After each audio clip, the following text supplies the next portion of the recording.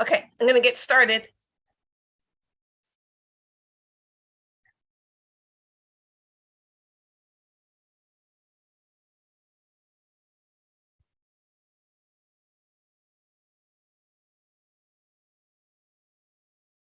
Hi, everybody. My name is Melissa, and thank you so much for coming to tonight's webinar on individualized education plans, otherwise known as IEPs. Thank you so much for joining us. I will be doing a brief presentation on individualized education plans. And following the presentation, I will be opening it for live questions. So please hang on until the end and save all of your questions, and I will be more than happy to answer as many as I can at the end of the presentation. So without further ado, let's start talking about individualized education plans, or IEPs. One of the reasons I wanted to do this particular presentation this evening is because it is IEP season. Typically, people start having their IEP meetings in March, April, and sometimes May and June, but usually they're very heavy in March, April, and May. So I wanted to do tonight's presentation in anticipation of many of you having upcoming annual review meetings at which you will be reviewing an IEP. So let's start tonight's presentation, and please hold your questions to the end, and I will answer as many as I can.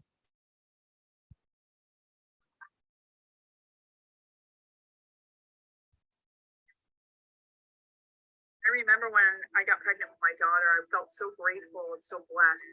My life up to that point had been pretty rocky. I'd had a lot of bumps and bruises along the way, and I finally thought that I was turning a corner and God was blessing me with this beautiful gift of a child. And I said, yes, finally something is going in my way. And then when she was born, she was just absolutely perfect. I had all of these dreams and expectations for her.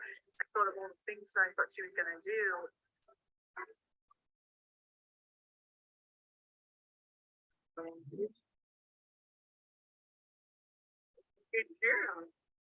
Right after her first birthday, I started to notice her behavior change.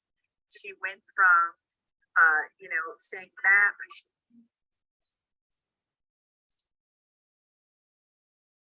She was obsessed with Dora the Explorer, Mama, Dad. She was saying it all. Good girl, say Matt. Hit all of her milestones up to that point. She walked at 1. She was eating solid. She just, she looked really good.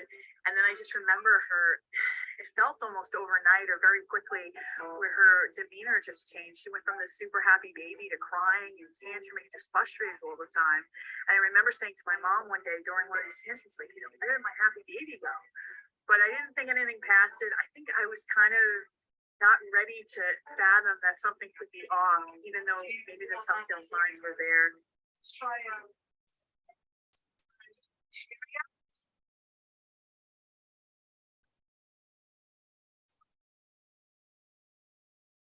Dressed.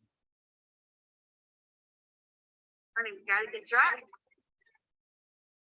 Gotta get dressed, honey.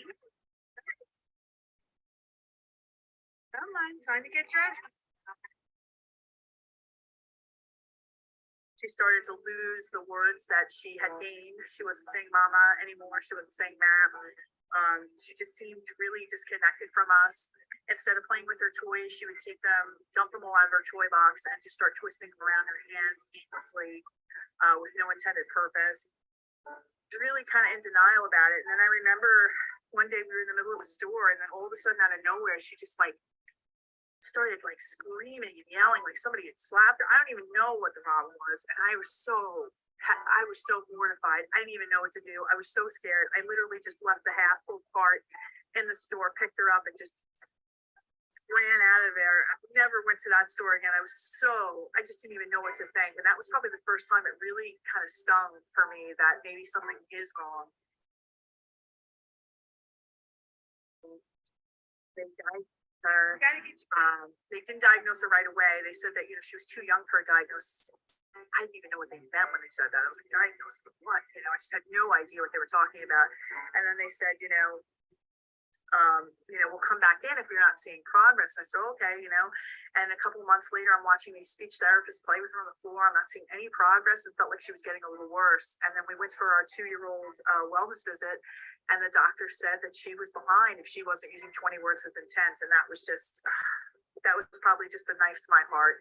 At that point, I really couldn't deny that something was up with her anymore. So then I called the county back in, and then she was diagnosed on the spectrum. And I remember that day, and it was worst days of my life. It was my darkest hour. I could easily say that.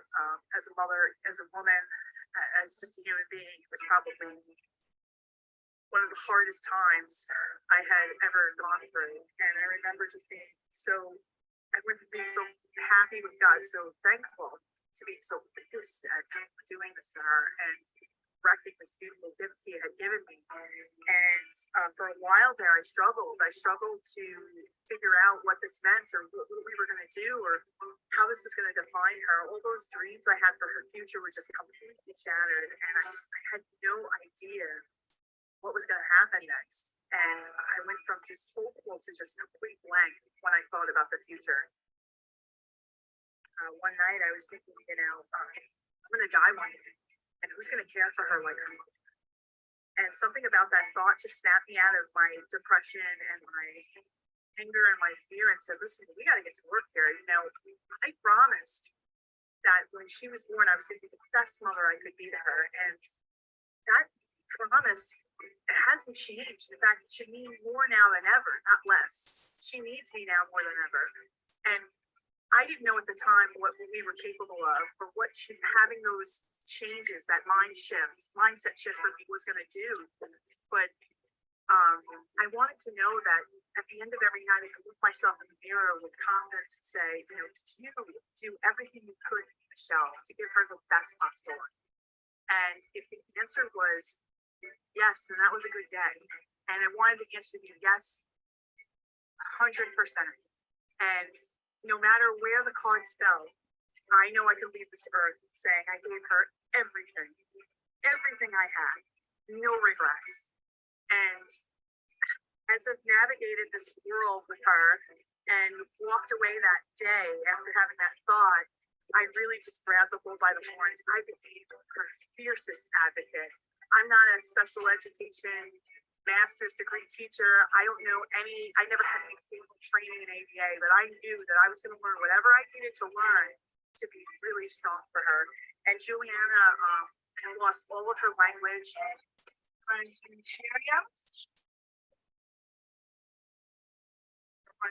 Okay. She was nonverbal when she was diagnosed.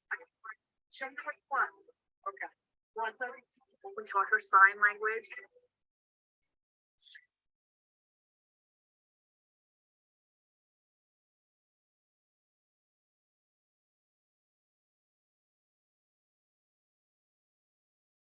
Show me. Juliana, show me. Good girl. Then she went from sign language to word approximations.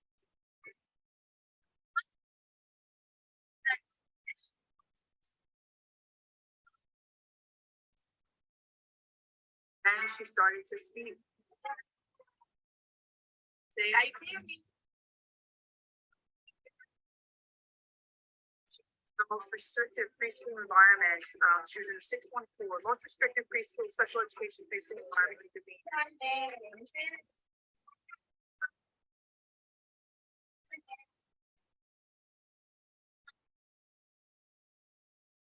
To now, where she is almost 8 years old, she's in a second grade class in a gen ed school, integrated class with typical peers. She speaks beautifully now. What did you like about the Troll experience?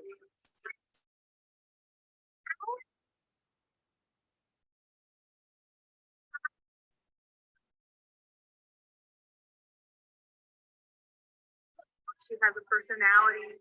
She has conversation skills. There's still things that we need to work on, but for the most part, her future went from black to now having possibilities. And none of that could have happened had I not kind of gotten out of my own way and really hit the ground running and started to take action for her.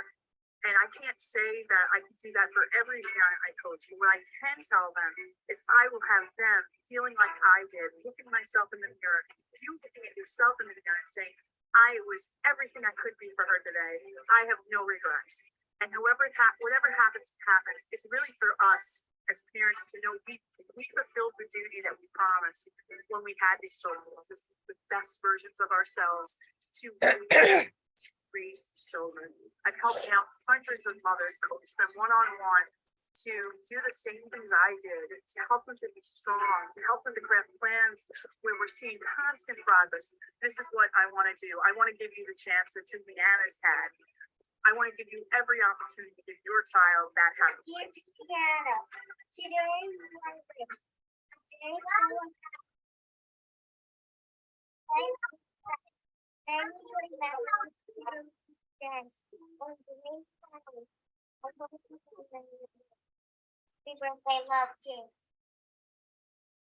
Oh, I love that video.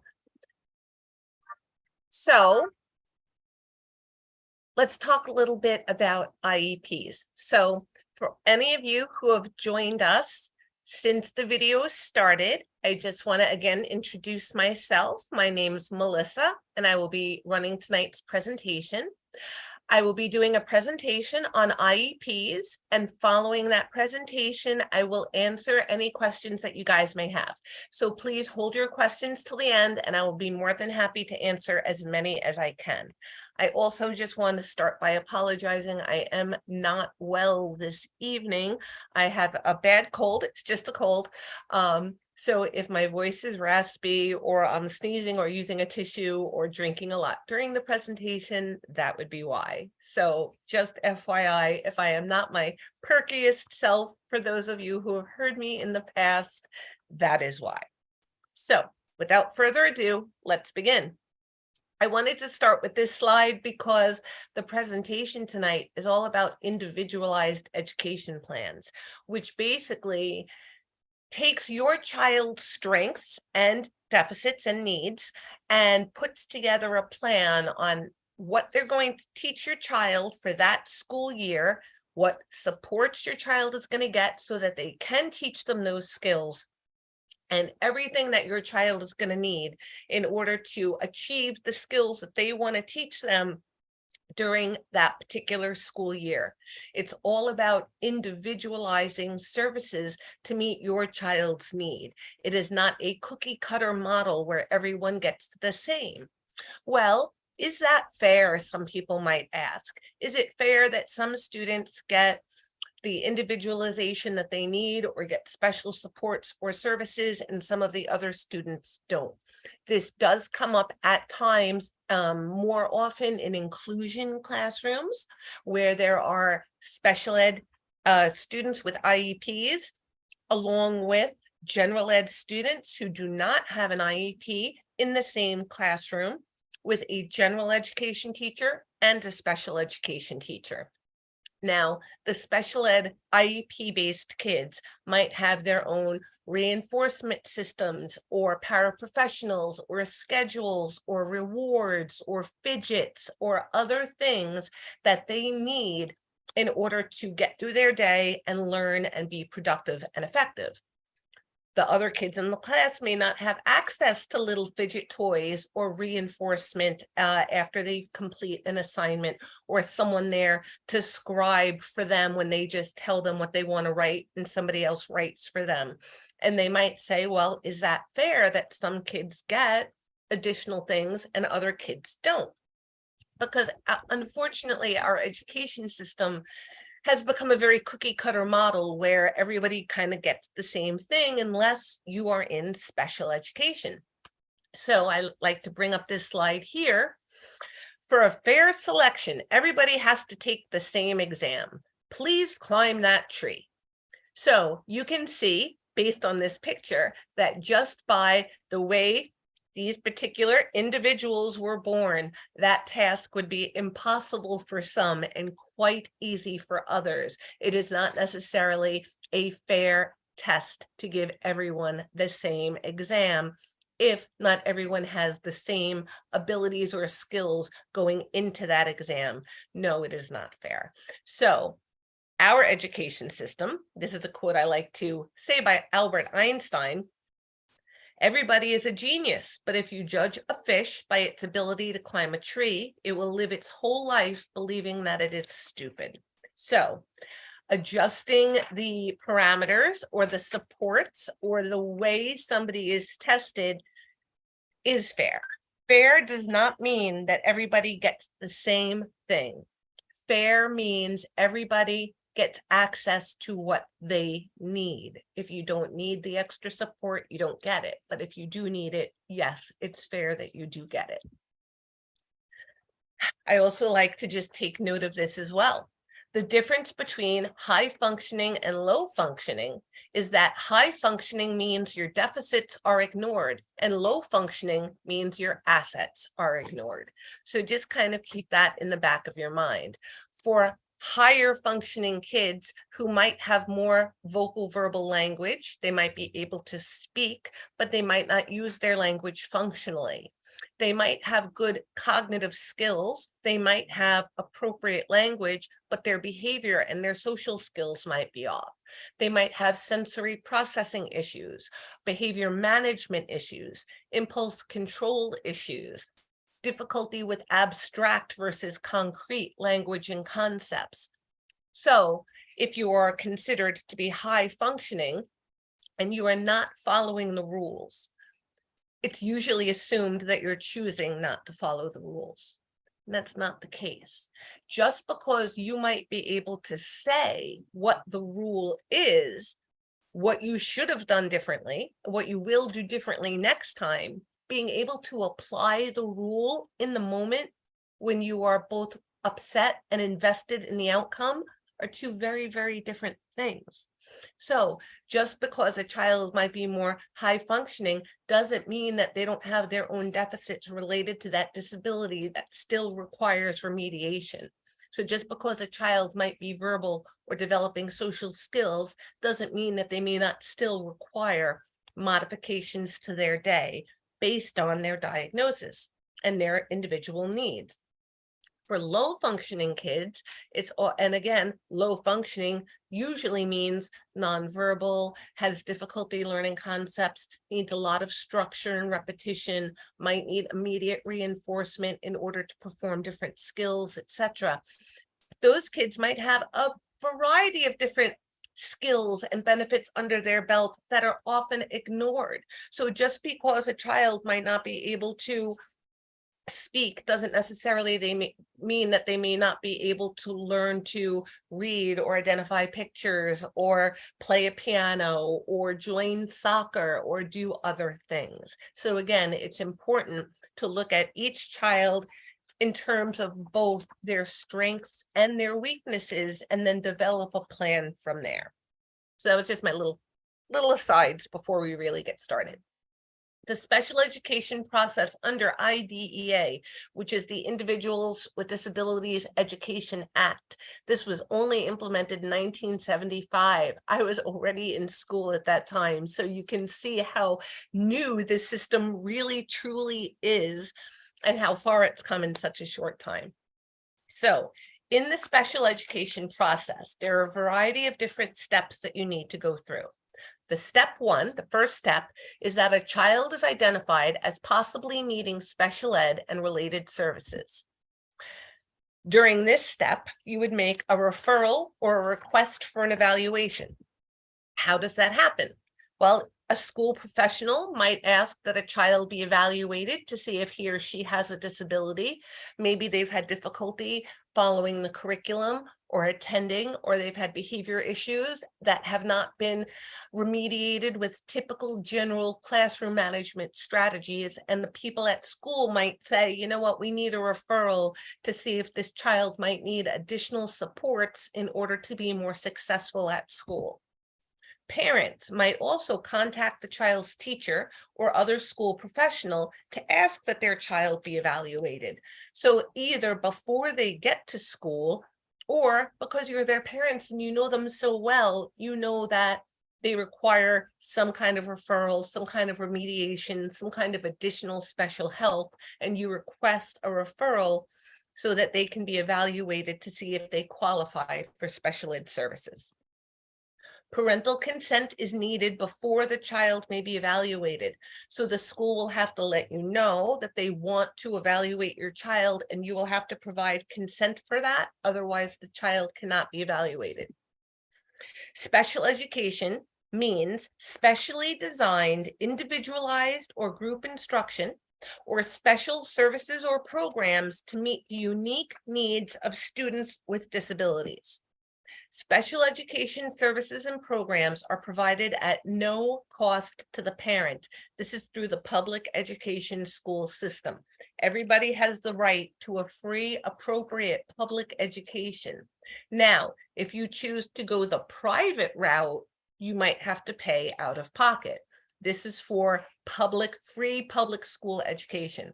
Every child in the United States of America has the right to an appropriate free public education. So if your child needs additional services in order to access or benefit from that appropriate free public education, they will provide those services for you at no cost to you. But like I said, if you decide to go the private route instead of public education, then there may be cost out of pocket. Now, let's talk a little bit about the evaluation that we're requesting. This is step 2. So step 1, you request that your child is evaluated, or you receive a request for your child to be evaluated. Second step is the actual evaluation. So during this evaluation, the evaluation must assess your child in all areas related to the child's suspected disability. The evaluation results will be used to decide your child's eligibility for special ed and related services, and to make decisions about an appropriate educational program for the child.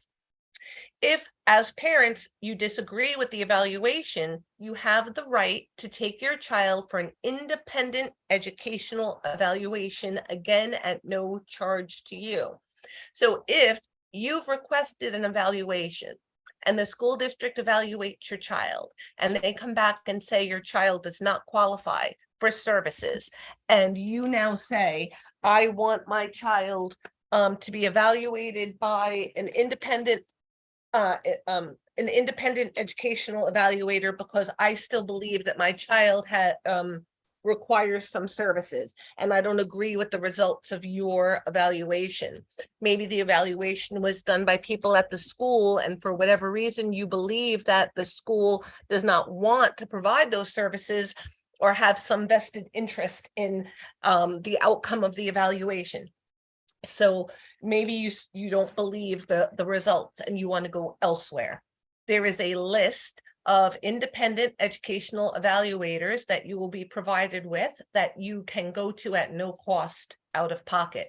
Again, if you choose to go to a private evaluation that is not on that list, then you may have to pay out of pocket.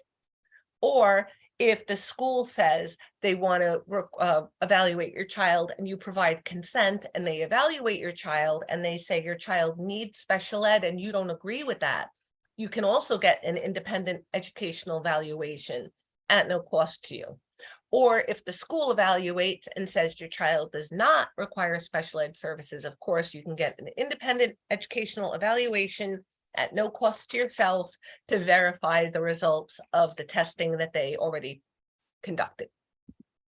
An initial evaluation has to, by law, include certain things. Has to include a physical examination. The first function of any behavior or suspected issue for any child, you have to consider medical things first. So the first thing is to go and get your child a physical examination to make sure that there is no medical issues that might be affecting your child's progress that could be remediated medically. Then it has to also include a psychological evaluation if determined appropriate for school-age students, but it is mandatory for preschool children. A social history, an observation of your child and his or her current education setting. If your child is preschool age, then this evaluation, this observation will be done in their home because that is their primary learning environment. Other tests or assessments that are appropriate for your child, such as if you think your child might have a speech and language impairment, they might do speech and language testing. If your child exhibits maladaptive behavior, a functional behavioral assessment might also be included. And once your child reaches age 12, vocational assessments are required in order to see what services your child might need to prepare them for life after school, to be able to transition into a post-school environment. The reason why children can receive special ed is because every child in this country has the right to a free appropriate public education. However, as an adult, you don't have the right to housing. You don't have the right to a job. You have the right to seek those things, but nobody says, you're 18, here is your job and your house or your apartment and your car. Good luck with that. No, if you want those things, you have to go out and earn them. And if everybody was owed those things, there wouldn't be houselessness, unhoused problem, there wouldn't be unemployment, etc. So there's no corresponding system in place as adults. There is an adult system, OPWDD, the Office for People with Developmental Disabilities, will provide adult-based services in terms of vocational training to help your young adult transition into a work environment, to be able to live on their own, to access group homes or housing or supervised apartments or whatever situation will be appropriate for your child when they reach that age.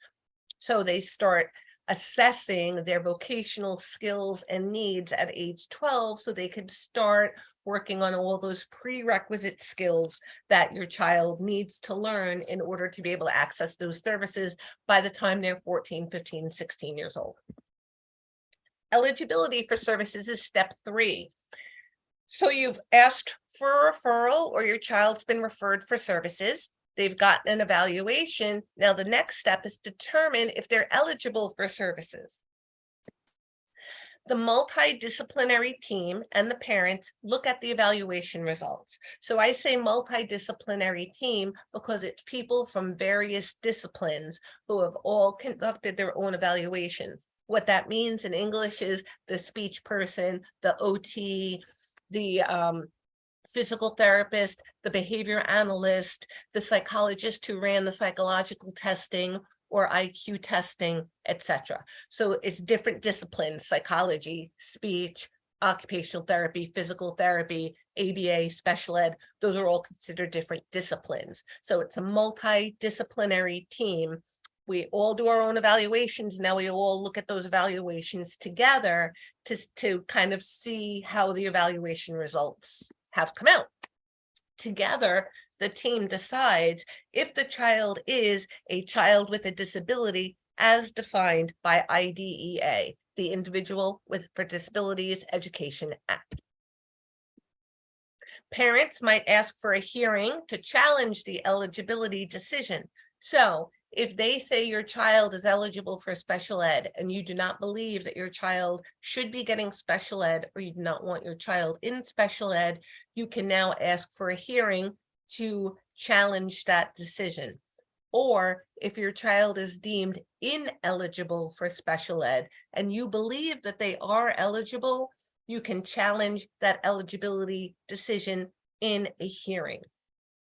If your child is found to be a child with a disability as defined by IDEA law, he or she is eligible for special ed and related services. Within 30 calendar days after the child is determined eligible, the IEP team must meet to write an IEP for the child. So not only has the IDEA law specified the criteria your child must meet in order to be eligible for services, they've also put in a variety of different timelines that the school must implement those services for you. And if they don't implement those services within that time period, then you can go to your due process rights and get some compensatory services for your child. They can compensate in some way for the services that your child did not get. So again, if you're looking to get more services than they're willing to provide, that could be a bargaining point. So be sure that you know all of the timelines involved. If you ever have to go to an impartial hearing and the school district has violated any of these rules, you will automatically win at a hearing. So it is important that you know these rules. In order to be eligible for special ed services, a child must have a disability that affects his or her ability to learn. And this is critical. Just because your child might have difficulty with certain areas or certain skills or certain domains, if it's not affecting your child's ability to learn, then they don't have to provide school-based services. All of these services are designed for your child to access the same free, appropriate public education that they would have received had they not had a disability. So in order to provide them access to the education that everybody else is getting. So if your child has a disability, but it's not affecting their performance at school, then they don't need an IEP. Here's a classic example of that. I have a significant visual impairment. With my glasses off right now, I cannot read anything on the screen on the computer. I cannot see anything. It is one big blur. I have a significant visual impairment. Without these, I can't drive, I can't work, I can't read, I can't really function in the real world. And if I was in school, I would not be able to learn based on my visual impairment. However, I don't need an IEP for that. All I need are corrective lenses. When I put on my corrective lenses, I can now see just as well as everyone else. So just because I have a significant visual impairment doesn't mean I need large print textbooks, doesn't mean I need books in Braille, doesn't mean I need books on tape. All it means is all I have to do is wear my glasses and I can access this. It no longer affects my ability to learn. I need no further modifications than that. In many states, a child ages 3 to 5 may be identified as a preschool student with a disability if the Committee for Preschool Special Ed identifies the child as having a disability because of mental, physical, or emotional reasons. Now, there are two committees. There's the Committee for Preschool Special Education, and there's the Committee for Special Education. The CPSE is for preschool, for kids aged 3 to 5. Once your child is age 5 and older, it's the CSE, the Committee for Special Ed. That's for all school age children through adult. CPSE is just for preschool. The P stands for preschool. If you're below preschool, that's early intervention. That's a different system. We'll talk about that though today. Some preschool children might be identified as having autism, deafness, deaf blindness, a hearing impairment, an orthopedic impairment, other health impairment, traumatic brain injury, or visual impairment. Now, if you were to look at the actual manual that talks about every possible disorder that there can be, like the book is like this big, it's huge, the DSM version 5 right now, I believe. And it's like the Bible of every specific issue that psychological issue that there could be. It's like this big. So for the purposes of education, the Committee for Preschool Special Ed or the Committee for Special Ed has to take whatever issue your child might be having and fit into one of these specific categories in order to put it on the IEP and provide services for your child. So if your child is diagnosed with autism, or if they're diagnosed with a traumatic brain injury, or like I said, like I have a visual impairment, but not one that interferes with my ability to learn. Another child might have a visual impairment that does impair their ability to learn. If they don't fit into these particular categories like ADD or ADHD, that might go under other health impairment. So again, they kind of take your child's diagnosis and fit it into which category most closely fits that particular diagnosis. And then that's the classification that would go on their IEP. Preschool students must meet one of the eligibility criteria to be determined eligible as a child with a disability who requires special ed. Students age 5 to 21 who are identified as having a disability may be identified as having autism, deafness, deafblindness, emotional disturbance, hearing impairment, learning disability, mental retardation, multiple disabilities, orthopedic impairment, other health impairment, speech or language impairment, traumatic brain injury, or visual impairment, including blindness. So there are some additional categories once you reach school age. So as a preschool child, you're not going to get diagnosed with emotional disturbance with ED, but as a school age child, you might.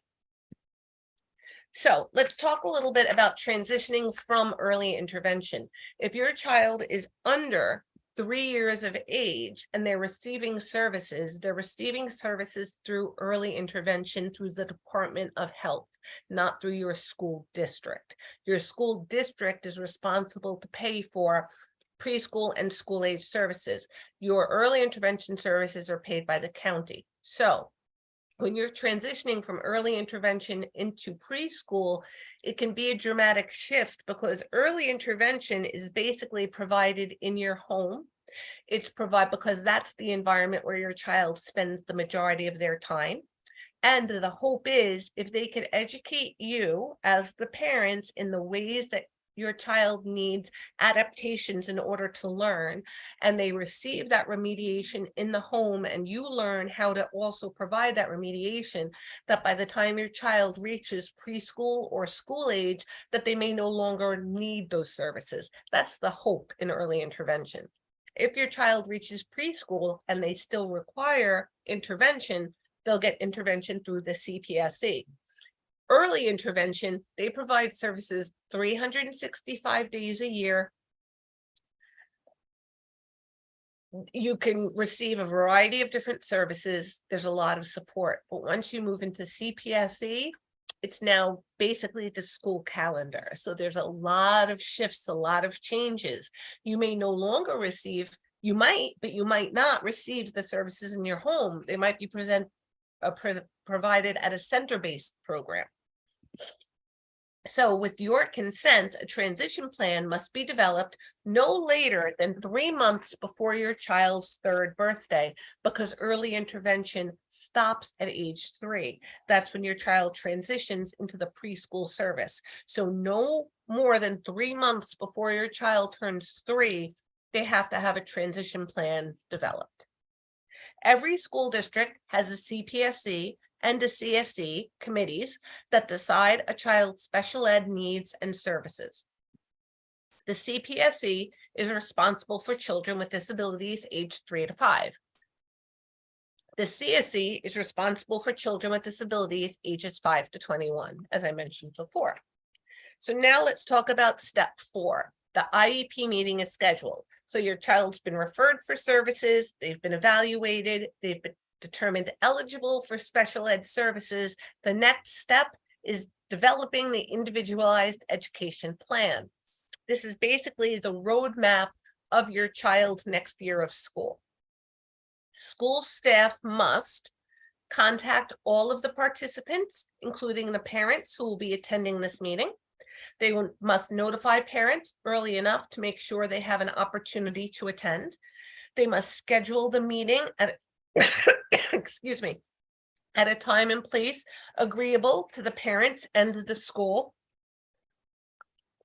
And they must tell the parents the purpose, time, and location of the meeting. They must tell the parents who will be attending. So we'll be bringing the school psychologist, speech language pathologist, a special ed teacher, a general ed teacher, a CSE chairperson, etc., a parent member. They have to tell you every person that they're inviting to the meeting. Tell the parents that they may invite people to the meeting who have knowledge or special expertise about the child. So You do not have to go into your IEP meeting alone. It can be very overwhelming as a parent, especially if you're not that familiar with the system, to walk into a meeting by yourself and across the table is the entire school-based team, and you might feel intimidated.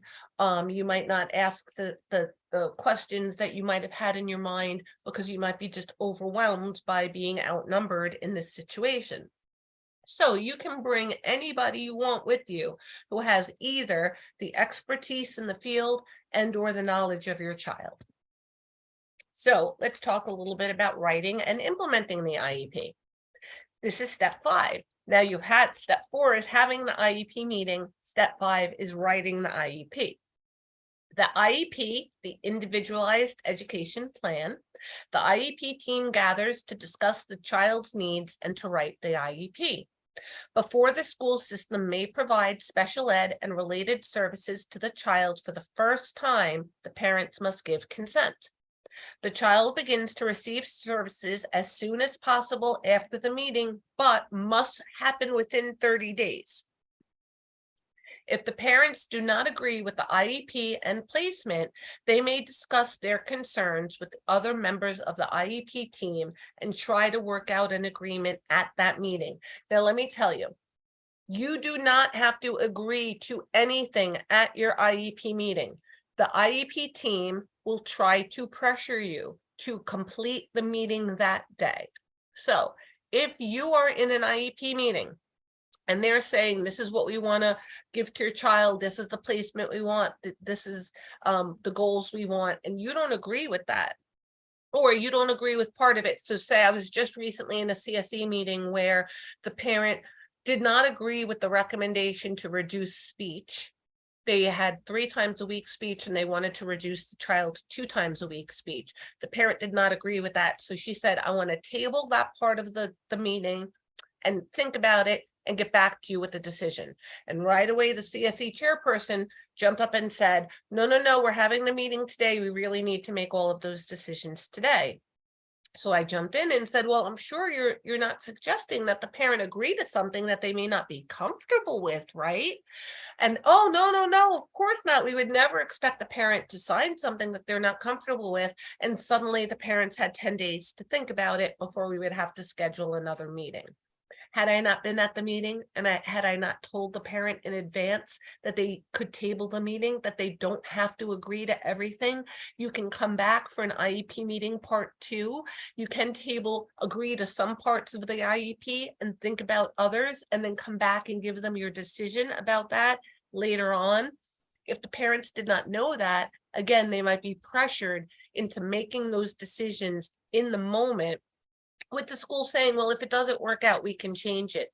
Don't listen to that. There's a concept known as pendency, which we'll discuss later in the presentation. But basically, whatever IEP you agree to is the IEP your child will be stuck with during pendency. So if you now disagree with something they're proposing later, your child's services will not change until mediation has happened or a hearing has happened. So if you don't like the placement your child's in and you want them somewhere new, they can't move until the meeting is settled. The last approved IEP is the one that's in place. If you want your child moved and you're disagreeing with something, they're not going to move. If you don't want your child to move and you disagree with something, they're not going to move. So just know that concept of pendency is the stay put rule. They stay put in whatever services they've already had approved until the next IEP is approved and signed off by the team. But I'm just giving you a heads up. You don't have to agree to anything that day. You can say, I don't feel comfortable agreeing to anything today. We will have to schedule part 2 of this meeting, or I need a couple of days to think about it, to discuss it with my significant other or the child's other parent or whoever you might want to discuss it with. And I will get back to you.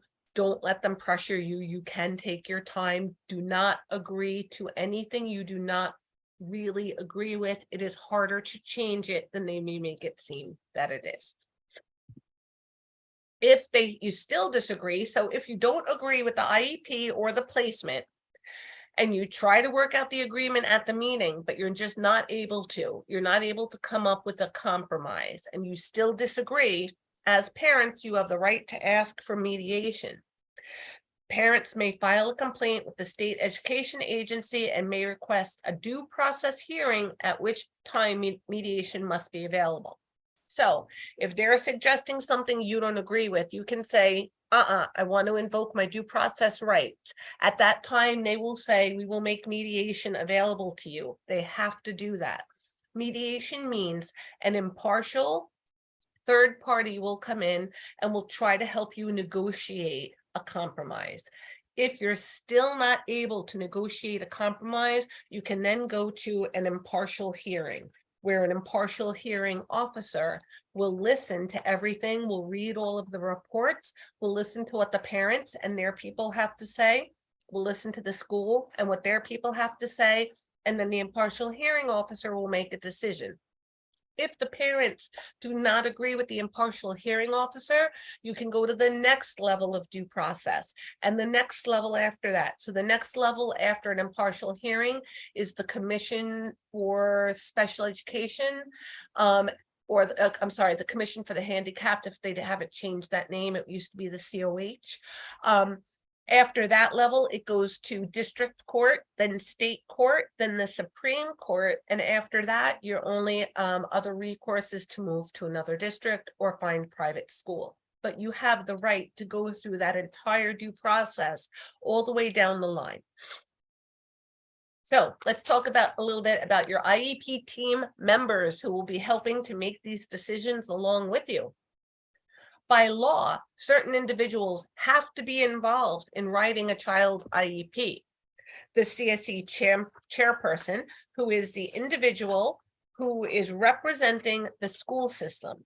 They have the authority to commit resources and be able to ensure that whatever services are set out in the IEP will actually be provided. So this person is the chair of the meeting, and they kind of run the meeting. They have the ability, the authority to say, yes, we can do that, or no, we're not going to agree to that. Parents, you are key members of the IEP team, and don't forget it. They may be experts in education. You are experts in your child, and you are an invaluable key member of this team.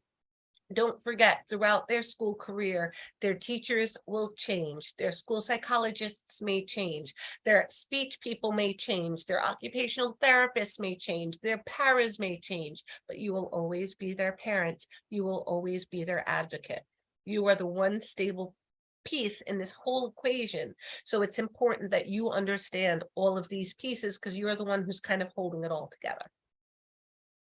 Teachers are also vital participants of the IEP meeting.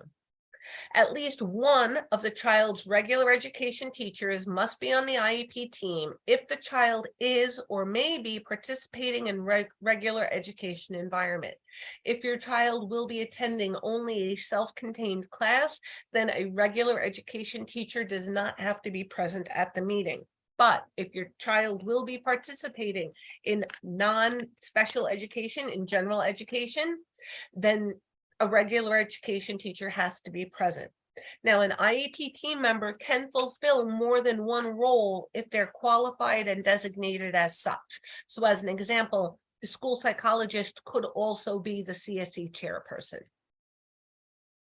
The special education teacher contributes important information and experience about how to educate children with disabilities. Typically, they try to make it your child's current special ed teacher, or if you're new to the system, the special ed teacher that might be your child's teacher in the coming school year. Another important member of the IEP team is the individual who can interpret what the child's evaluation results mean in terms of designing appropriate instruction. This could be the school psychologist, the speech language pathologist, the occupational therapist, the behavior analyst that conducted the FBA, etc. Whoever conducted the evaluation should be there to interpret the results of the evaluation. The IEP team may also include additional individuals with knowledge or special expertise about the child. The parent or the school system can invite these individuals to participate on the team. Because an important part of developing an IEP is considering a child's need for related services, related service professionals are often involved as IEP team members or participants.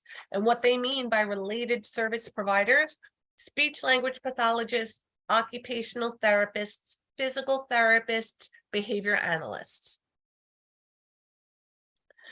Whenever a purpose of a meeting is to consider a needed transition services, the school must invite a representative of any other agency that is likely to be responsible for providing or paying for transition services.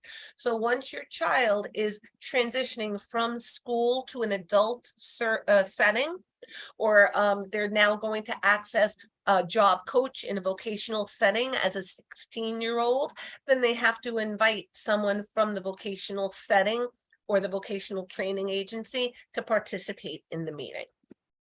And last but not least, the student themselves may also be a member of the IEP team. If transition service needs or transition services are going to be discussed at the meeting, the student must be invited to attend. So once they are of that age, they have to be invited to attend, and it's up to the student and the parents if they do attend or not. If your child is not attending the meeting, bring a picture. It can be easy for people to lose sight of the fact that they're making decisions about a child and about a child's life. It's very easy to get lost in reports and numbers and criteria.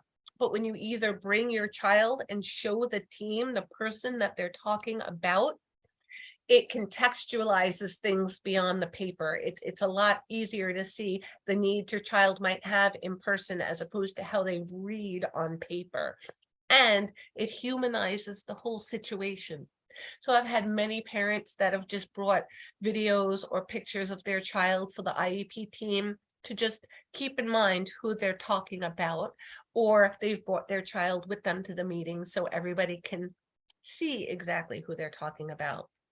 I also have students that I work with that participate in their IEP meetings. They come in and they participate, and the CSE chair might ask them some questions about how they feel about their services, if everything is working for them, if there's something that they feel that they need or something that they want to add. They don't have to be present for the whole meeting, especially when we're discussing the child's needs or deficits. It could be upsetting for the child to have to sit there and listen to that.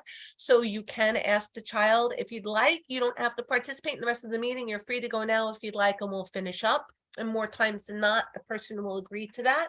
But if not, it's their right to stay for the entire meeting. Let's talk about what the IEP consists of and the contents of the IEP. By law, the IEP has to include certain information, has to include your child's current performance. It has to state how the child is currently doing in school. This usually comes from evaluation results and observations, progress reports, work that your child has done during the year. If they're already in school, if they're just entering this whole process, it's usually based on the evaluation reports that have been conducted as part of the referral process. The statement about current performance includes how his or her disability affects their involvement and progress in the general ed curriculum. It has to include annual goals. And it's important that these goals are goals that are realistic for your child to meet in 1 year. When I first started in special ed, it didn't matter if the goals were longer term than a year. They would just carry over and flip from one report to the next. They've revised all that. They really want the IEP team to try to only include goals on the IEP that will be achievable during that particular school year. Now, that doesn't mean that if your child doesn't meet a particular goal, that it won't get carried over into the next year. It certainly can. And it doesn't mean that there may not be long-term goals on there. So as an example, if your child's engaging in, say, high rates of aggression or high rates of stereotypic behavior, it may not be realistic that they eliminate that behavior in the course of 1 year. So they might have 20% reduction for the course of the year, or 40% reduction, or 60% reduction, or 80% reduction in one environment with support. But it has to be realistic for your child to achieve during the course of that school year, with the understanding that nothing is guaranteed. It will also include any special ed and related services that your child will receive for this coming year. So how much of special ed will they get? Will they be getting special ed throughout their day? Are they in a self-contained class? They be in a general ed class for part of the day and a special ed class for other parts of their day? Will they be in an inclusion class where they have access to typically developing non-IEP kids for their entire day, but there'll be a percentage of kids in the class that also have similar needs and have IEPs? It'll also include any related services your child gets, which include speech, OT, PT, occupational therapy and physical therapy, if you don't know the acronyms, and any one-on-one services or behavior support that your child may get. It also must include the amount of participation with non-disabled children. If your child is in a full-time self-contained class, then it will indicate that for these reasons, your child will not yet benefit from full inclusion with non-disabled peers. And of course, that is our goal. It will also include the extent of your child's participation in state and district-wide tests. If it is not appropriate for your child to participate in state or district-wide tests, they will be given an alternative kind of assessment. So again, your child does not have to necessarily take those state standardized tests, depending on whether or not it's appropriate for them, but that will go on the IEP. It will also include the dates and places that these services will be taking place. So as an example, if your child is also getting summer services, that will go on the IEP as well, if they're a 10-month student, or if they're a 12-month student. It will also indicate transition service needs, if appropriate for your child. So if they're transitioning from, say, a 611 class to an 811, or a 611 class to a 1211 class, or a 1211 class to an inclusion class, or a 1211 to a typical class for part of the day or all of the day, whatever their transition needs are, will be on the IEP. Once they are of age 12, they have to include transition service needs on there and think about things like I said before, transitioning to vocational and to adult placement services. And it will also include the age of majority. The age of majority for your student is the age to which they will receive special education. In some cases, the age of majority might be 18. In other cases, it might be 21. That might depend on your state. And measuring progress, how they will measure progress and who will measure progress. So for the speech-related goals, the speech language pathologist will usually be the one measuring that progress and reporting that progress. So they have to indicate who will be measuring and reporting progress to you and how often that will be happening. You are entitled to get progress reports for your child as often as kids in the general ed curriculum receive progress reports. So if non-IEP kids get progress reports 4 times a year, then kids in special ed should also be getting progress reports 4 times a year. The IEP team must also discuss specific information about the child, which includes the child's strengths, which is very important. We have to build on those strengths in order to develop the skills that they need to be successful in school. The parents' ideas for enhancing their child's education, the results of recent evaluations or reevaluations, how the child has done on state and district-wide tests if they take them, or alternative assessments if they take those. The IEP team must also discuss specific information about the child, which also includes, oh, I'm sorry, that's on there twice. That is an error. Okay, special factors to consider. Depending on the needs of your child, the IEP team needs to consider what the law calls special factors. These include if the child's behavior interferes with his or her learning, or the learning of others, the IEP team will consider strategies and supports to address the child's behavior, which could include getting an FBA, a functional behavior assessment done by someone who is trained in doing a functional behavior assessment, like a board certified behavior analyst, otherwise known as a BCBA. If the child has communication needs, the IEP team must consider those needs. The IEP team must always consider the child's needs for assistive technology, devices, or services. This could be a communication device, also known as AAC. That stands for augmentative or alternative modes of communication. So if your child needs a speech device, or if they need PECs, or they need an iPad with a speech program on there, they have to discuss this and put it in the IEP. If your child needs a keyboard because they're not able to handwrite and they need adaptive, or they need an adaptive keyboard because the regular keyboard isn't good for them and they need a bigger adaptive keyboard, or a touch screen for their laptop. Any additional technology services your child requires. If they have hearing issues, they might have like an FM system in the class where your child will have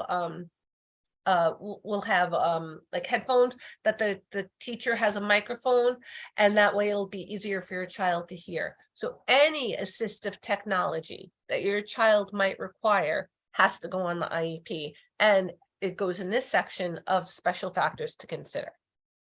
Now let's talk about deciding placement. Placement decisions have to be made according to IDEA's least restrictive environment requirements, commonly known as LRE. The placement group will base its decision on the IEP and which placement option is appropriate for the child. These requirements state that to the maximum extent appropriate for your child, children with disabilities must be educated with children who do not have disabilities. Now, this is important. Least restrictive environment. That means the least restrictive environment that is appropriate for your child. So if your child needs a 611 in order to learn, that is the least restrictive environment for your child. If your child is not able to learn in a 1211 because they don't have the independence, the organization, the attending, they're not working more for social reinforcers and tangible reinforcers, etc., then the 611 is a more appropriate, less restrictive placement for your child. Now, if your child would be successful in a 1211 if they had a one-on-one para, or if they had some additional support, then the district has to provide those additional supports, because then that would be the least restrictive educational environment for your child. Your child should be in the least restrictive environment. So as close to general ed is less and less restrictive. As you get more closer to self-contained, it's more restrictive. So your child has to be educated in the educational environment that is as close to general education as possible, that is appropriate for your child, where they will be able to learn. If you're putting in too many supports in that environment in order to make that environment successful for your child, then a different placement might be better suited for your child.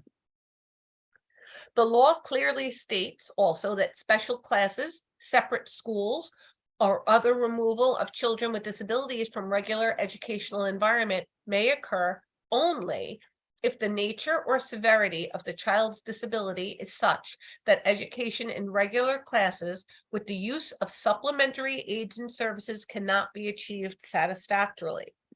Basically, that means, can the child be educated in a regular classroom with proper aids and supports? This is what I was just discussing. If the child cannot be educated in the regular classroom, even with appropriate aids and supports, then the placement group will talk about other placements for the child. I'm sorry, I'm fading a little bit. As I mentioned, I have a cold, so please bear with me. Providing services from the IEP. This is step 7, where services are provided. The school makes sure that the IEP is being carried out as it was written. The IEP is a legal document. It is a contract between your school district and your family. It is a legal binding document. So if it's in the IEP, it has to be done. Don't let anybody tell you, oh, it's okay, it doesn't have to go in the IEP, we're going to do it anyway. No, you can put that in notes, you can put that in special accommodations. There's always a section, something can go in the IEP. If it's not in the IEP, they by law do not have to do it. So maybe you love your child's teacher and you really know, like, she has every intent on following through and giving my child what they need, even if it's not written on the IEP. And I really trust this person and I know that they want what's best for my child. So I trust that even if they don't put it on the IEP, it's going to get done. And then that teacher goes out on maternity leave in a couple of months, or God forbid has an accident or moves, or for whatever reason is no longer your child's teacher. Now somebody new comes in and all they know is what is on this legal document, and all they have to do is what is on that legal document. So please, if it's on the IEP, it has to happen by law. Parents are given a copy of the IEP. Please keep those copies in a safe place. This is a legal document that you can refer to throughout the year to make sure that they are doing what they said they would be doing for your child in that document. Each of the child's teachers and service providers also have access to the IEP so that they know their specific responsibilities for carrying out the IEP. So the speech teacher has a copy so she knows how often she sees the child and what her goals are. A special ed teacher has a copy so they know what services the child is receiving and what their roles and responsibilities are. This includes accommodations, modifications, and supports that must be provided to the child in keeping with the IEP, because like I said, it's a legal document, and if it's on the IEP, it has to happen. Progress is measured and reported. So progress is reported to the parents. The child's progress towards those annual goals, those goals that they developed, that they said, we are going to try to teach this to your child during this school year. Well, they have to measure your child's progress towards meeting those goals, and they have to report that progress to you. Your parents are regularly informed of your child's progress and whether that progress is enough for your child to achieve the goals by the end of the year. And as I mentioned before, these progress reports have to be provided to you at least as often as other parents are informed of their non-disabled children's progress. So if everybody else gets progress reports 4 times a year, then you get progress reports 4 times a year. Now, step 8 is at the end of the year, about this time of the year, which is why we're doing this presentation, it's now time for your IEP to be reviewed, which usually happens in March, April, May, or June. Usually March and April are heavy CSE months, a little overflow into May and June. So your child's progress towards your annual goals, their annual goals, is measured. His or her parents are regularly informed of your child's progress and whether that progress is enough for your child to achieve the goals by the end of the year.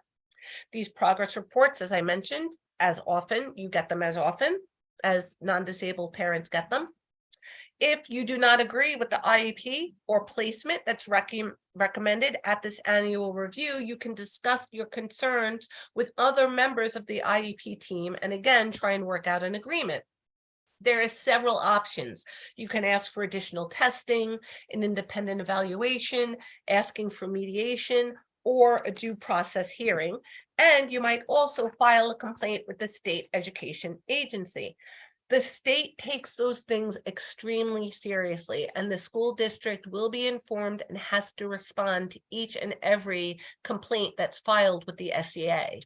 So if your child is supposed to be getting OT and they haven't been getting OT, file a complaint. It doesn't matter that the district says, we've been having trouble finding OTs, not your child's problem. If they agreed to provide OT services to your child, they have to do whatever they have to do to get an OT in.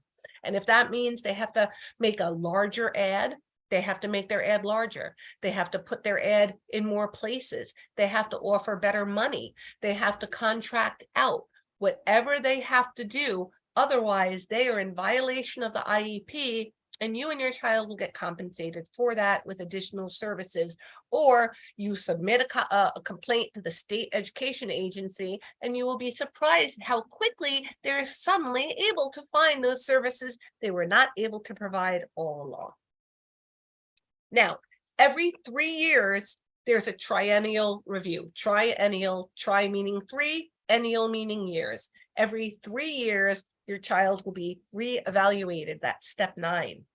At least every 3 years, your child must be reevaluated, which is called a triennial review. Its purpose is to find out if your child continues to be a child with a disability as defined by IDEA and what your child's educational needs are. However, your child must be reevaluated more often if conditions warrant, or if the child's parent or teacher asks for a new evaluation. So you don't have to wait for 3 years, but at least every 3 years, your child should be reevaluated just to make sure nothing has significantly changed. And if anything has significantly changed, that the services change accordingly. And as I always say, ask for help.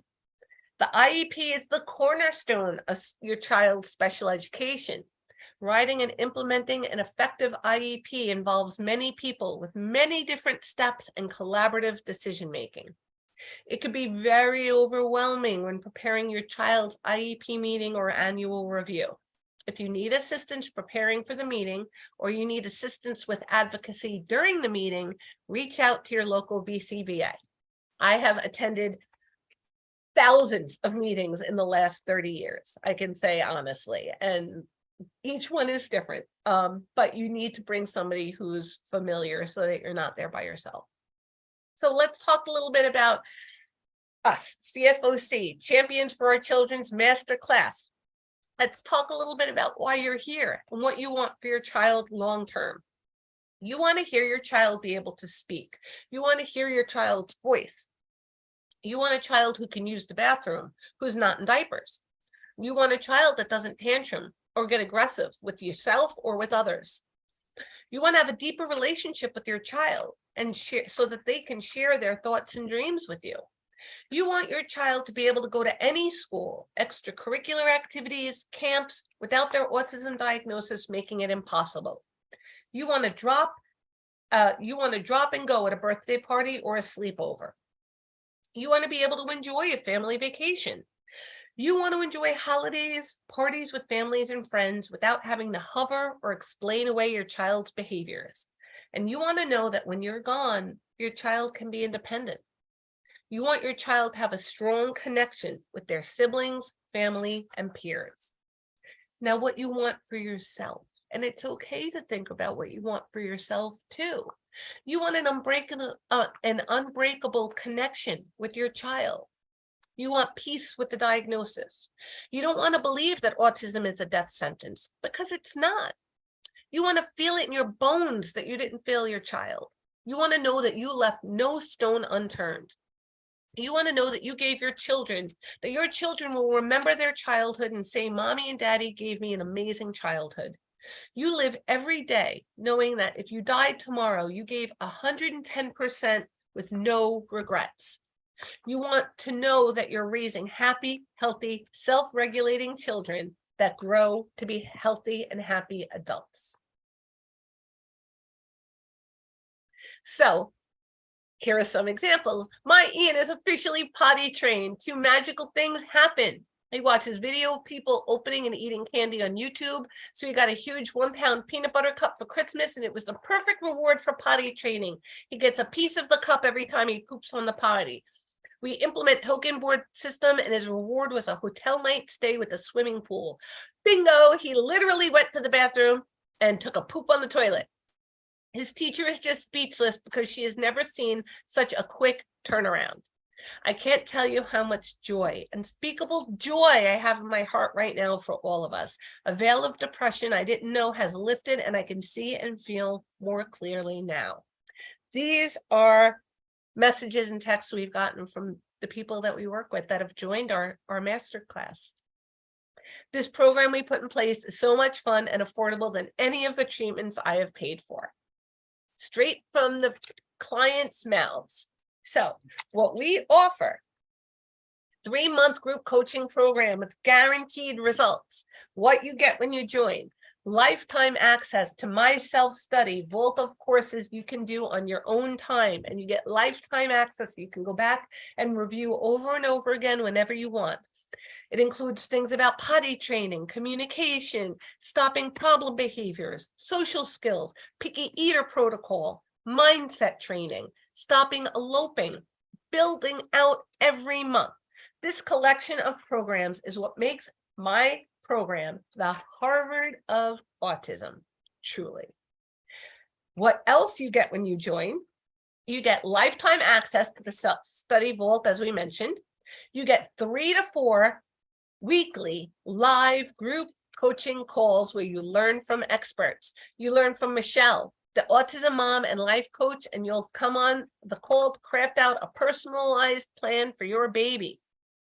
Meet Michelle. Stella, our mindset coach, to help keep your mindset in a place where you stay determined to help your baby. Our BCBAs, myself, Armando, Stacy, and Julie, learn how to get your child into the big 3 with effective ABA strategies that you can do at home with them. Everybody gets your questions answered. You get lifetime access. You get 3 to 4 live coaching calls. You get monthly specialist calls with our registered dietitian, who is an autism mom, Greer. She is awesome. And our speech language pathologist, who is also an autism mom, Jessica. So not only are they specialists in their field, but they know what you're going through because they've been where you are. They know what it's like to say, this is what you have to do with your child, because I've done it with my child. Again, everyone gets their questions answered. You also get the private Facebook community, or email me directly. You join me, we're family. Your baby is my baby. Okay, support is truly our North Star. You can also email Michelle in between calls. You get an action back guarantee. So you join for 3 months, but if after those 3 months, after those 90 days, you don't get the results you came for, you stay in the program until you do, or you get your money back. That is our guarantee results right there. What more can you ask for? You sign up for 3 months. If you need 4 months or 5 months or 6 months, you stay. And if you don't get the results you want, you get your money back. Bonus, you get 4 months instead of 3. So right off the bat, you're getting an extra month. So you're going to get the benefits of 4 months for the price of 3. And again, if you need 5, you can stay till 5. You need 6, you stay for 6. But you will get the result you are looking for. There is a link in our chat box. Book a call to learn more about our masterclass, okay? It's really important. Go in the chat box, click on the link, and book a call to see if our masterclass is right for you and your family. You will get access to all these valuable services. Book that call now. I'm telling you, it is so worth it. Click the link in the chat box. Every child on the spectrum is unique, and your program should be flexible and bend to meet that uniqueness with personalized strategies. Learn that potty training is 1,000% possible, that your child doesn't need to be verbal or mildly autistic. Feel confident as a parent, like you were before the diagnosis came, and become fluent in their language of behavior. You will start to reconnect to your child because communication is finally in place. We're going to get to the root level of your child's problem behaviors and treat it. Not just treat the symptom, but treat the root cause. We figure out the cause so the behaviors happen minimally to 0.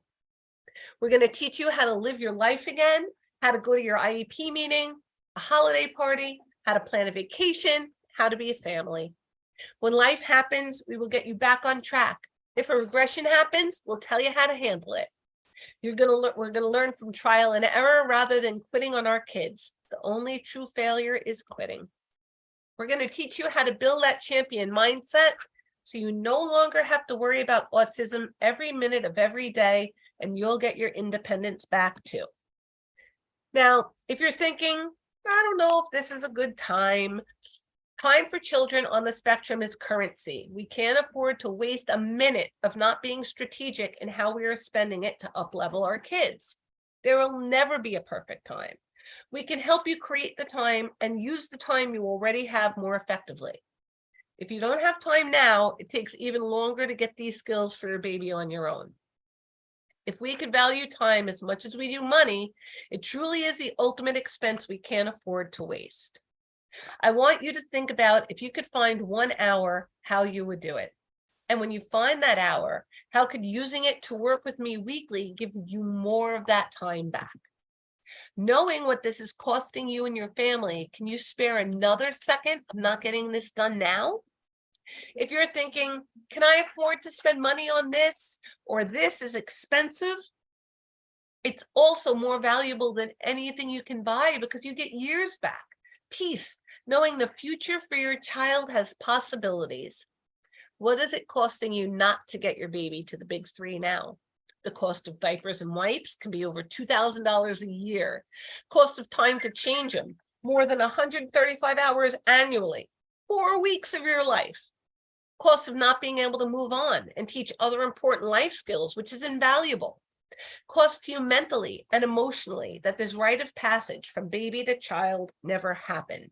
The cost is incalculable. Can you afford to pay that price any longer? And if you're thinking, I've failed so many times, or I've tried everything, how is this going to be different? Well, you haven't tried everything. How many times have you lost your keys and gone on a hunt for them?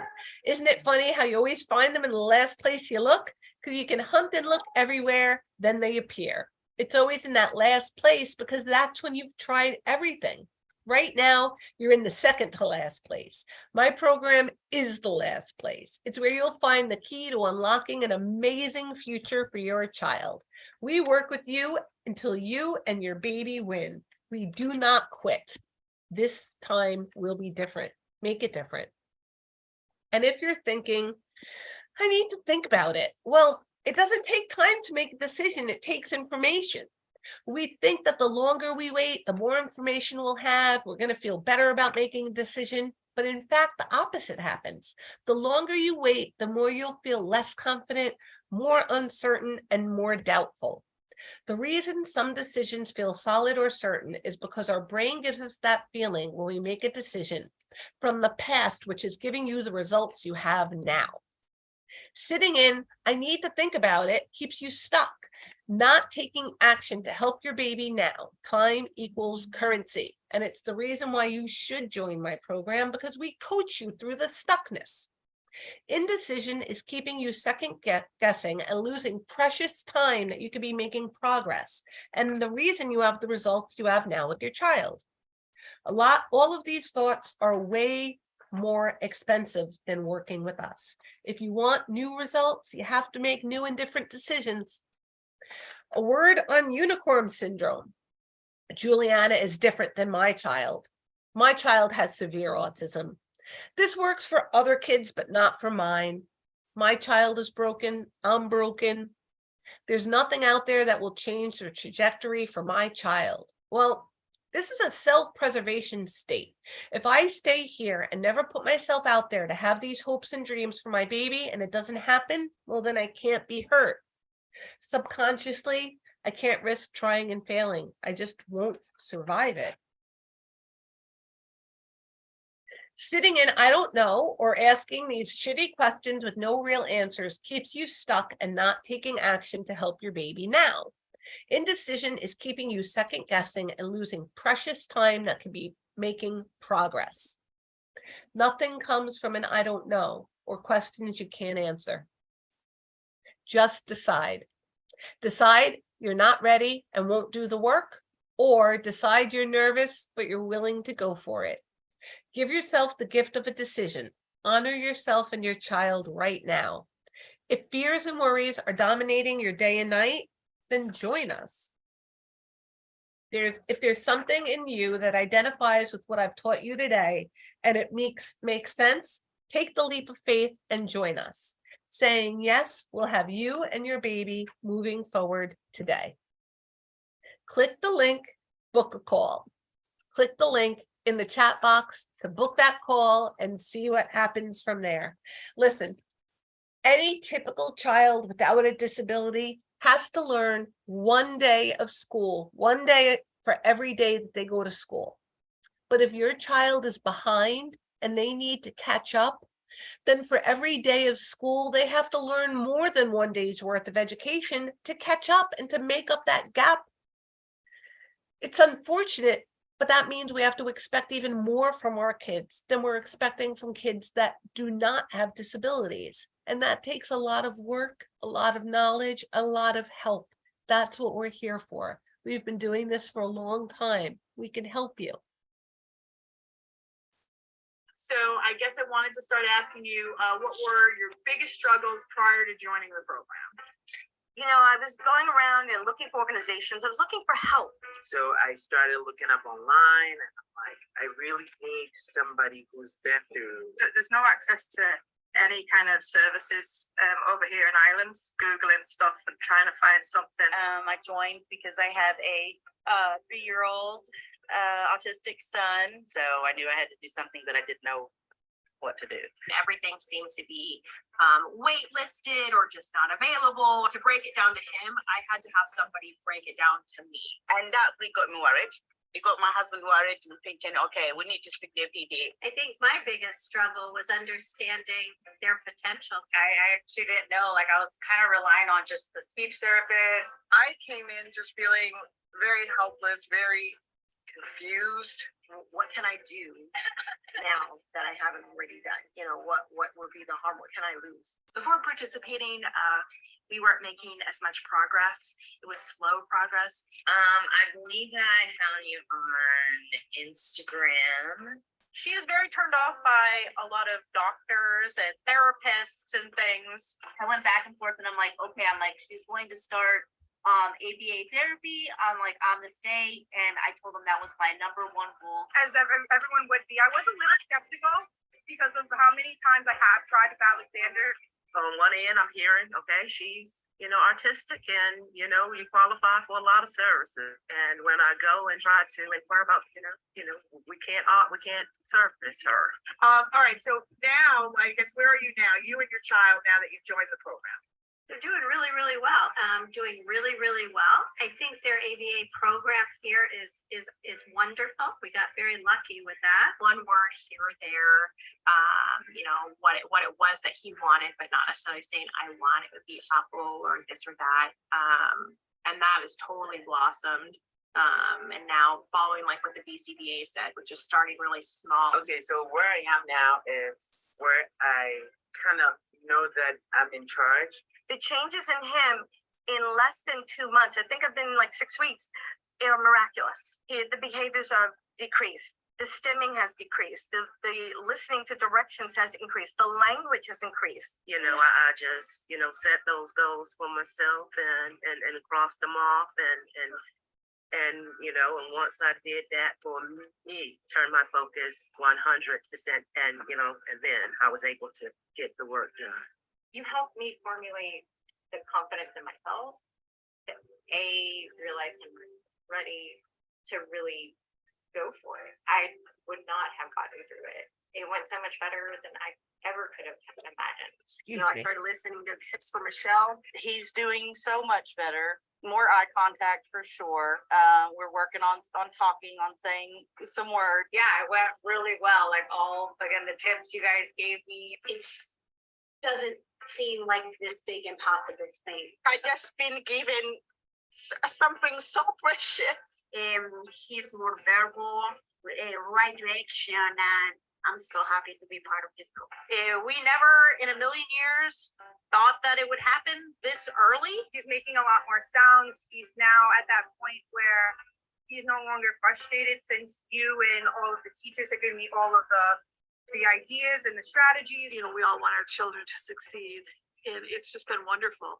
Would you recommend our program to any moms or dads that are going through this right now. Absolutely. Absolutely. So yeah, I would definitely prefer anyone to this. Yes, definitely. You guys need to do this program. It'll change you guys and your child's life tremendously. 100%. I do recommend that you learn something new. I would definitely suggest to go through this program for at least first 4 to 6 months. This program has allowed that. I'm really grateful for that. Take this course, do the one-on-ones, listen and absorb everything that this team has to offer. You guys have a gift. Is it your gift? And that's amazing. So I will recommend you to anybody, whoever is out there. It's been really great. It's been really great. And This is going to help you. You can learn through other parents' experiences. Just do it. Don't hold back. Just go all in with your daughter or your son, and I promise you will definitely see results.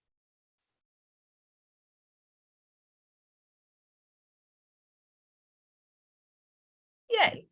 Okay, Q&A time. So during the video, I looked a little bit in the chat and the Q&A box, and there are a couple of things I want to comment on, and then I'm going to open for live questions. So somebody had posted in the box, in the chat box, they had asked that their son was approved for OT and never received service. He's in early intervention. Where do I file a complaint? It depends on what state you're in. So look online for your state educational agency, your SEA, okay? And you will get you can look online, you can Google for a complaint form, and you can fill out a complaint form and submit it to the state educational agency. It just depends on your state to get the right information. So just Google that information, get the complaint form, and definitely file a complaint, because he should get compensatory services for that. Also, I just want to mention to everybody that we have 2 bonuses for this evening. For attending tonight's workshop, you will all get a free survival guide. And one of the other questions, yes, this meeting has been recorded and you will have access to this video if you either missed the beginning or if you need to rewatch it and review some of the concepts throughout. And everybody who has remained here throughout the question and answer period will be entered in a raffle to win a free 30-minute coaching call with Michelle or any of the BCBAs. So as soon as we're done with some live questions, we will have our raffle. So in the question and answer box, there was somebody who had said, Michelle Barrows has a 6-year-old nonverbal autistic student that has such severe separation anxiety from mom that he can't even spend 5 minutes in the self-contained classroom, one-to-one, and will demonstrate self-injurious behavior from the point to the point his nose was fractured. We're in a rural community where a community has a shortage of providers. Homeschool is being provided by a special ed teacher, goes in an hour a day after school. What else can we do? Join a program like this. This is a great program for people in that situation who don't necessarily have access to people coming in and out of the home. So we can provide a lot of suggestions for you to follow up with. But I would also push to get as much provision of services in the home as possible. We do some workshops and presentations on aggression and self-injury and behaviors like that. Some of those strategies should be successful. But again, if they have such significant separation anxiety, there are definitely strategies we could use for that. Michelle, I would recommend that you book a call, because this is something that's going to be more than a 30-second answer. It's a little bit complicated, and I would want to have a little bit of a back and forth with you about it. So please book a call so that we can have some time to really chat and I can give you some individualized advice, okay? I am now going to open it for live questions. Let me take a look and see if anybody has their hand raised. It looks like there are a couple of people that have their hands raised for questions. Alana Tally, if your hand is raised, if you would like to unmute your mic, I would be more than happy to answer your question. Alana Tally. Yes, ma'am. Can you hear me? Hi, how are you? Good. How are you? Good. What can I do for you? So my son, he's only 2. he just got like the unofficial diagnosis for autism. We've got another 5 weeks before the lady will give us the official. That's her like next appointment time. So I don't know what to do like in between now and then, like to help him. He's only in speech right now.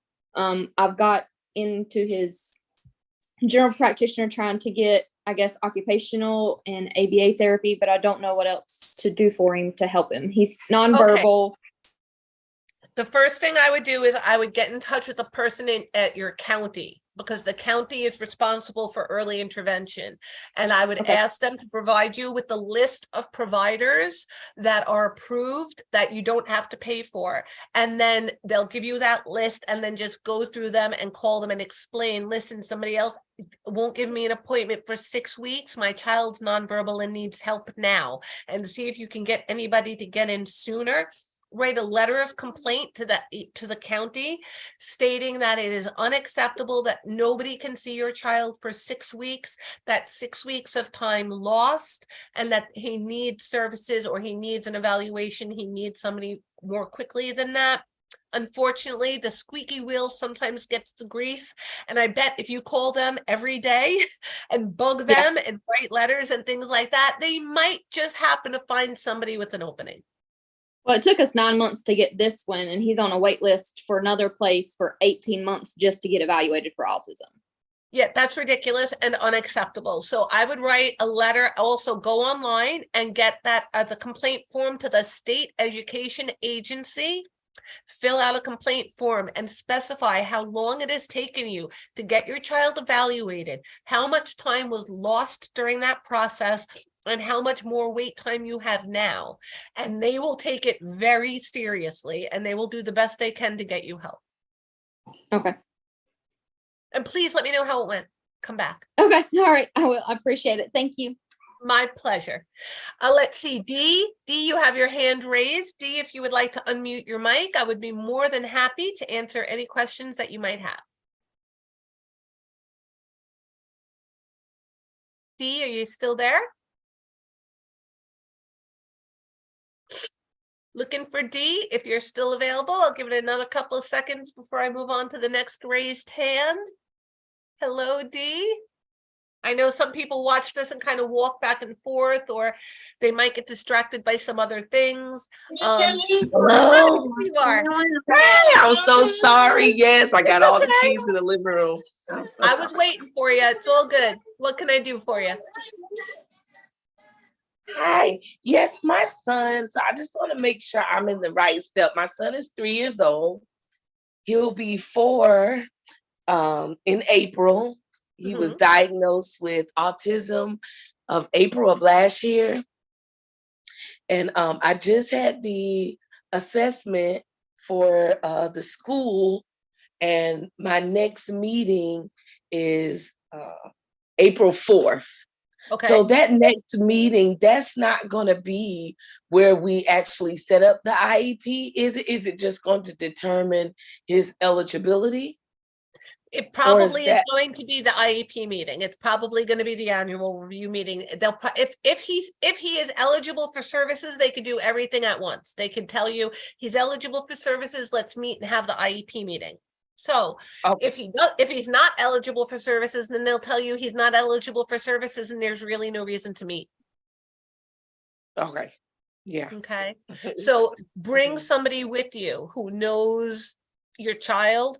It's always good, even if they're not necessarily somebody there to advocate for you. It's always good to have a second set of ears, someone to take notes, someone who may not be as emotional as you might be in the moment, somebody who might prompt you to ask some questions. Write down questions before the meeting that you have, because in the middle of the meeting, you might get emotional and you might get distracted or overwhelmed. So I always try to prepare a list in advance, bring it with me, and bring somebody with me, just so, like I said, it's just another set of ears and another person with you, so you have a little bit of support.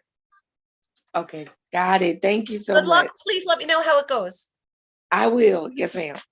Thank you. Margaret, let's see, Margaret, I see you have your hand up. If you would like to unmute your mic, I'd be more than happy to answer your question. Are you there, Margaret? Yes, I'm here. Hi. Hi, thank you for the information. My question is, my son is turning 5 in June, and he has been in pre-K. I wanted to see, is it okay to Weaver for him to go to kindergarten and go for ABA for a whole year, then he goes to kindergarten so he can get those social skills? Absolutely. Absolutely. It's all about individualization. So it's all about what's right for your child. I have had some students that have done a year of ABA and have then gone into kindergarten. I've had kids that have done kindergarten twice, so that the first year they were really kind of learning all the skills and things. And then the second year, it was already familiar to them. So they were more of a leader in the classroom. They were a little older, they were more confident, and we were already working on social skills. And the second year was more about building those social skills. So whatever will work for your child in order to get him where he needs to be is absolutely okay. This is all about individualizing for your child's needs. Okay, I just thought that he's gonna, I didn't want him to miss a lot of schoolwork, and I thought maybe going to ABA therapy for a whole day, maybe he's gonna miss a lot in school. So is that okay?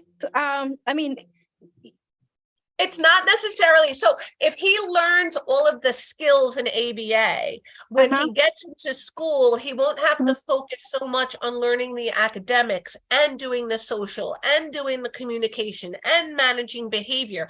Like, he'll already be familiar with all the concepts. So that'll give more confidence and more success. So he'll be more likely to be successful. He'll be more likely to be social.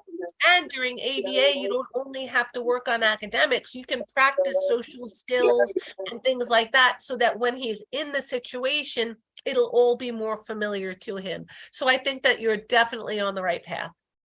Oh, thank you so much. I appreciate it. My pleasure. Thanks. Please keep me posted on how things go. I will. Thank you. My pleasure. Let's see, Emily L., I see your hand is up. If you would like to unmute your mic, I'd be more than happy to answer any questions that you might have. Emily L., are you available? Hi, can you hear me? Hi, I can. Yeah. Hi. Oh, great, thank you. So my son is 34 months, so he has his evaluation at the end of this month, and then we have the IEP meeting at the end of next month. I had a question. In your experience, do you find that for, especially in the, for the preschool age students, that is it very hard to get OT services? And like, are the standards to get OT services, are they pretty standard across all counties in the state, or do certain counties have lower standards than others? No, it's pretty because I was standard. told by the school district that it would be very hard for him to get OT services unless he was extremely No, deficient. that is untrue. That is untrue. If he is behind by a standard deviation behind where the other kids are, then he is eligible to get OT. And if they're telling you he's not, then get an independent educational evaluation. As I mentioned earlier in the presentation, if you are uncertain or do not agree with the results of the district's evaluation, you have the right to get an independent educational evaluation for OT, which means an independent third party will evaluate your child and determine if he or she is eligible for those services. You don't have to rely on the district's people to tell you if they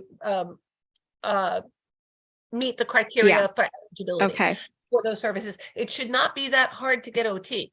OT, you can address feeding, you could address handwriting, you could address motor skills, you could address things that they need for coping skills. I had an OT put goals on for things like, we'll blow into a harmonica to make a noise so that they could learn to do deep breathing for coping skills. We'll squeeze a koosh bowl to learn how to do progressive muscle relaxation. Like, OT can do a variety of different things. So any of those deficits that your child might have, if they're eligible for OT and your school district is saying they aren't, get the independent educational evaluation.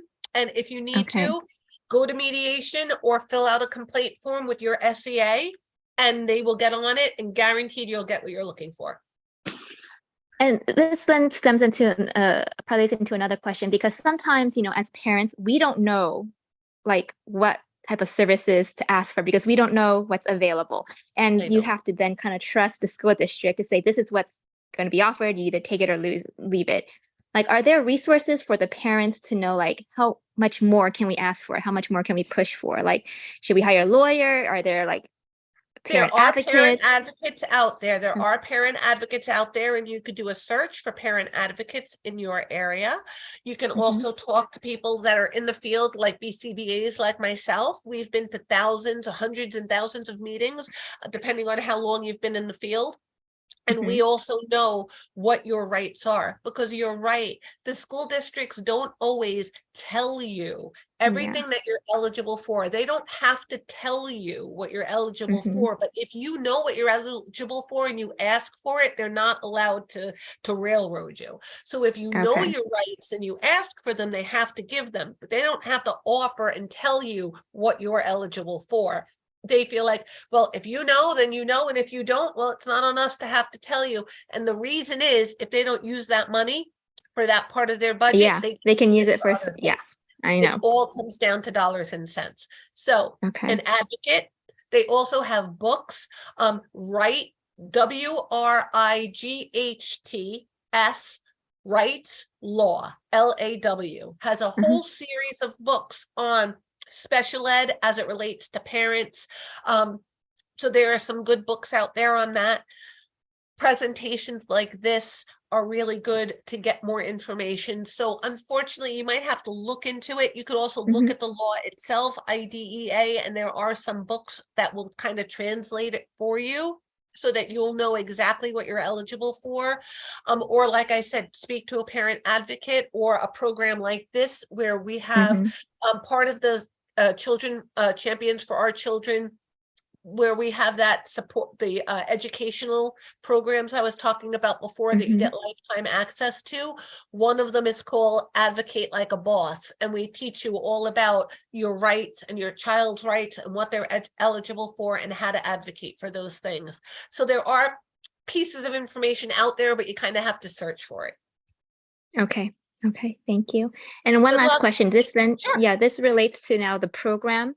Like you guys talked a lot about what the program offers. One question I had was, I think one of my biggest struggles that's holding my son back is his distractibility and focus. And I know from a BCA perspective, you guys work on it from a behavior perspective, but sometimes I feel like it's not just behavior. There's something underlying, something going on within his brain that is keeping him from being able to focus. And, kids on autism, they have this kind of spaced out look, spaced out, zoning out.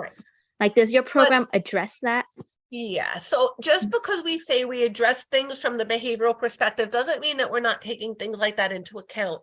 But we could suggest environmental modifications. We could suggest other things that could maximize the amount of attention that he could be getting. And then we might say, okay, based on everything we've done, we've kind of cleaned up as much of this as we can. From this point forward, let's go get a psychological eval and see if maybe there's a medication or something else that might need to be added. All we are is a big bag of chemistry, right? If our chemistry is off in our brain, things are not going to function right. And you can't ABA a medical need. So if there is some kind of neurological or neurotransmitter that isn't functioning properly or isn't regulated appropriately in your child's brain, you're right, we can't ABA that. But in conjunction with the right medication, all the medication will do is make your child open to the right educational strategies. It's not a magic bullet. So even if you get on the right meds, doesn't mean that the attending is all of a sudden going to come back. But with the right meds and the right educational program working together, that's where you'll see the results. So we can help guide you and help with those things as well. Okay, thank you. My pleasure. Okay, let's see if we can do a couple more.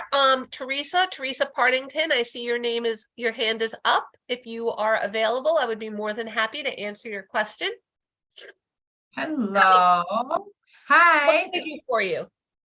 Well, I have been part of the Champions for Our Children, and I love you guys. Love. I'm so glad to hear that. Thank you. I'm the one. That was actually my testimonial that you read. That was my son. son. Wonderful. You're a star.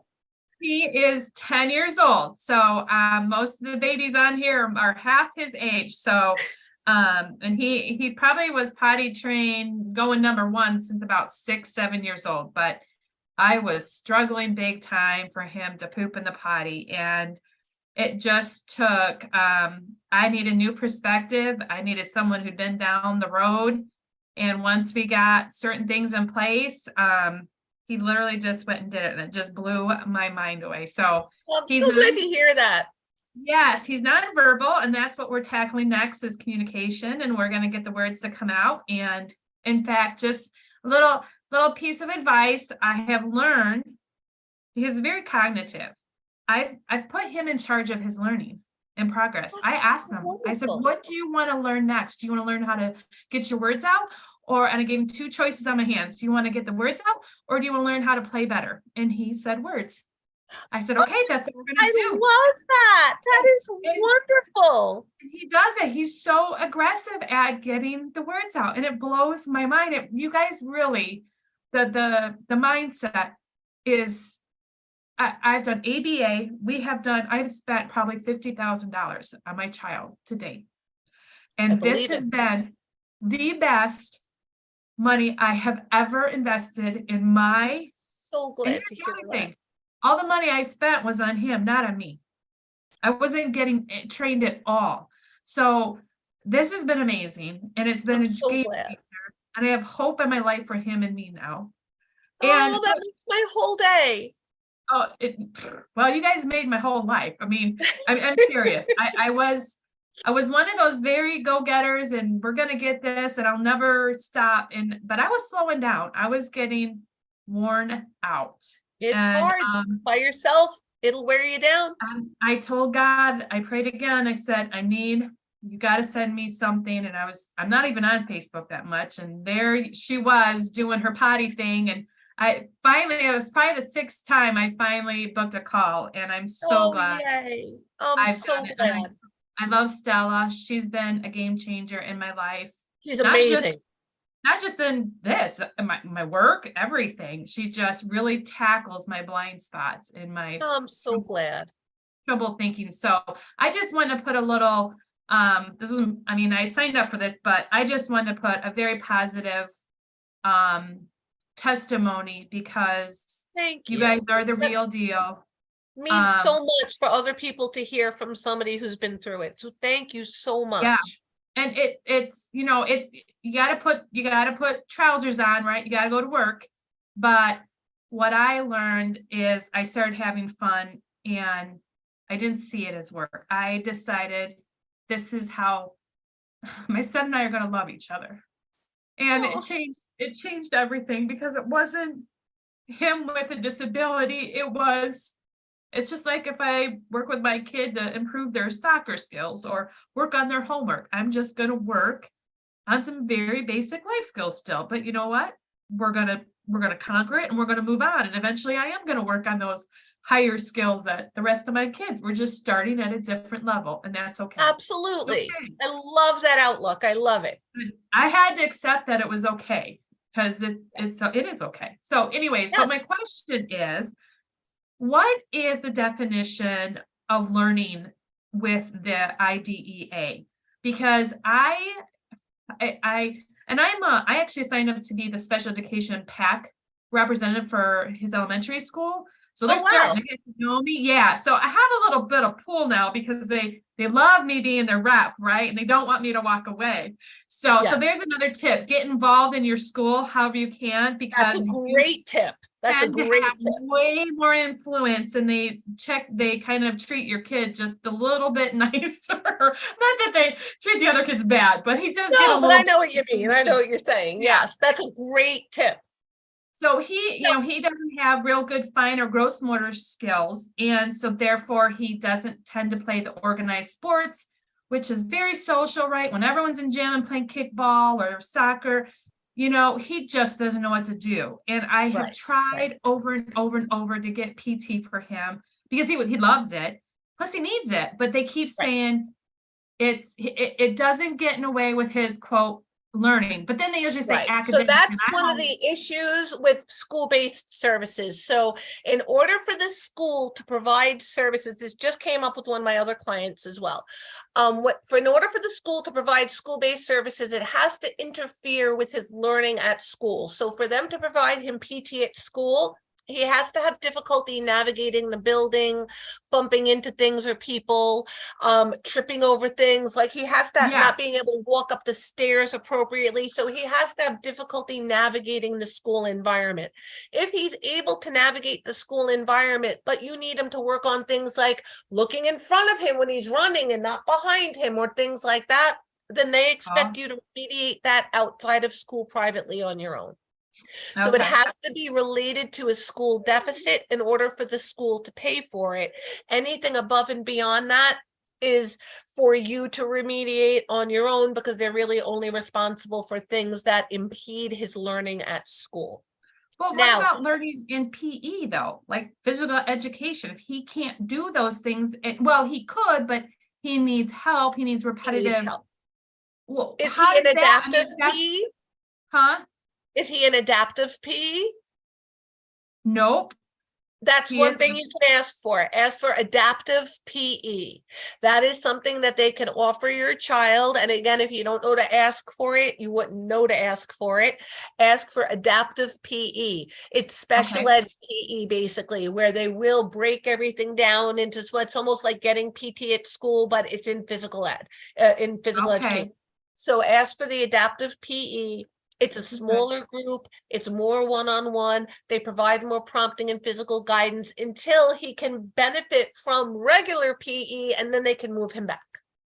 Okay, so that's where they could single out some of his fine gross motor skills, like the dude can't do a jumping jack. So let's, you know, like he's otherwise look into private PT outside of school. But if it for gym class, adaptive PE, that is the way to go. Okay. All right. I've just been trying so hard to try to get social relationships as part of learning too, because if he can't go and join a group of kids at recess and at lunch because have the skill set, that to me is a deficit of learning. Absolutely. So you could advocate for something like BCBA consult at school so that they can help develop a plan like that. You can ask them to develop a social skills group or for him to participate in a social skills group at school. Sometimes they'll develop those things for you. They can make a friendship group where maybe a bunch of kids get together at lunch and they pick the right kids that are going to be more likely to be friendly and opening, and sometimes they pick like the popular kids so that if they're friends with the right kids, they'll be more likely to be friends with other kids who want to be friends with the right kids. So talk to the school psychologist about social skills groups, a friendship group, anything like that, and see what they have available. And please let me know what happens. And if you need additional suggestions, I'll be more than happy to provide them. All right. Thank you so much, Melissa. It is my pleasure. And thank you so much for sharing. I really appreciate it. God bless. Thank you. Okay, everybody, I'm so sorry for anybody I was not able to get to with your hands raised, but it is almost 8 o'clock and I am really fading fast. I'm so sorry, but I'm really not feeling well. I would like to do our raffle. Jen, if we could spin our wheel and see who won the 30-minute one-on-one coaching session with Michelle or with any of the BCBAs, that would be wonderful. Let's see who our winner will be this evening. Good luck, everybody.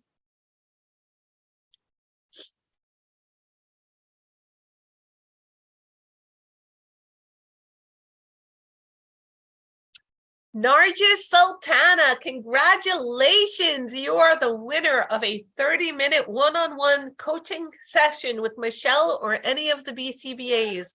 Congratulations. Wonderful prize for you. For everybody else, I apologize to anybody who still has their hands raised.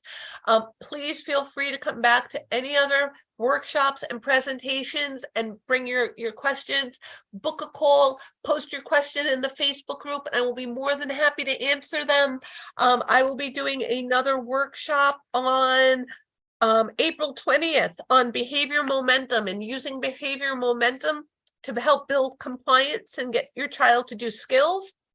And I will be teaching one of our parent groups next Thursday on the 16th for our CFOC members on sensory sensitivity. Lots of information and resources to come. So please sign up for our program so you can be part of that as well.